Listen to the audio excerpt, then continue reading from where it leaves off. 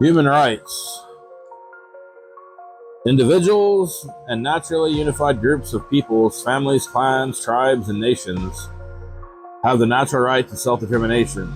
Each has the right to make his or her or its own choices. The idea of choice is fundamental to the Muslim way, but the fact that the choice is relative does not mean that the truth is relative.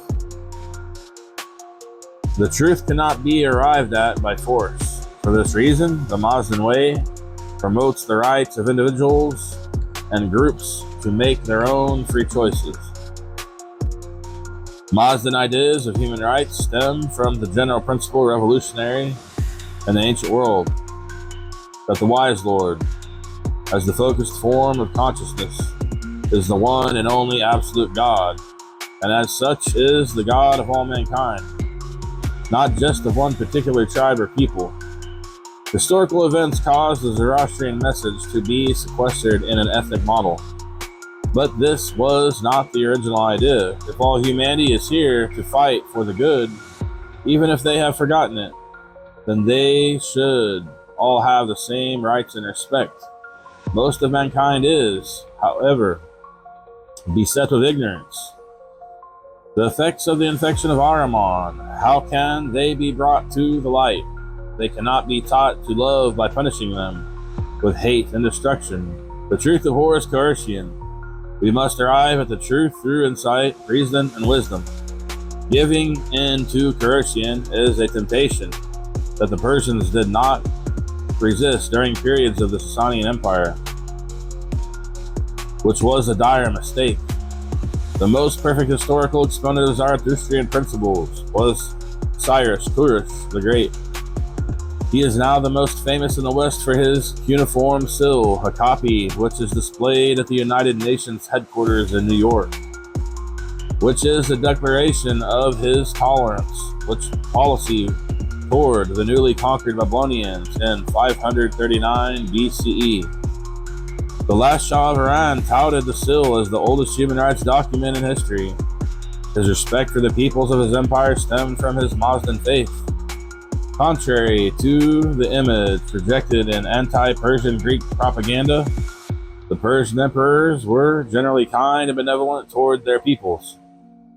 Slavery was not the manpower used to build the great cities, but rather fair wages were paid to skilled workers in exchange for their service.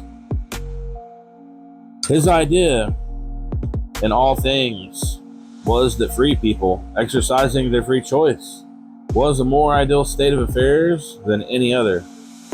As a ruler, he would practice the reverse of the principle of Machiavelli, who said a ruler should be feared and not loved, which Cyrus, it was better to be loved than feared. People cooperated with him and his plans largely because they wanted to, not because he forced them to. Because one of the most fundamental tenets of the ancient Zoroastrian mission was the defense of the oppressed and the powerless, no matter to which of the seven creations they belong, present-day Muslims often find themselves involved in efforts to help these.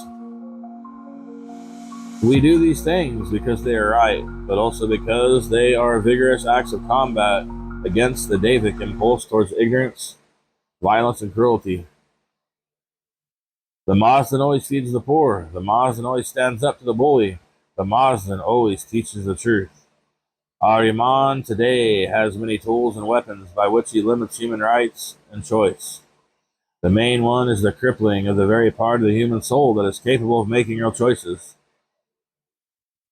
The Davidic attack on humanity on a physical, emotional, economic, political, and spiritual level is highly sophisticated.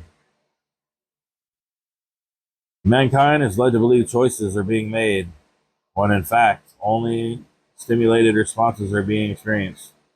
Human rights are good and necessary, but they begin within the soul of each individual, who must freely develop his spirit into one capable of making real choices before human rights can really be enjoyed.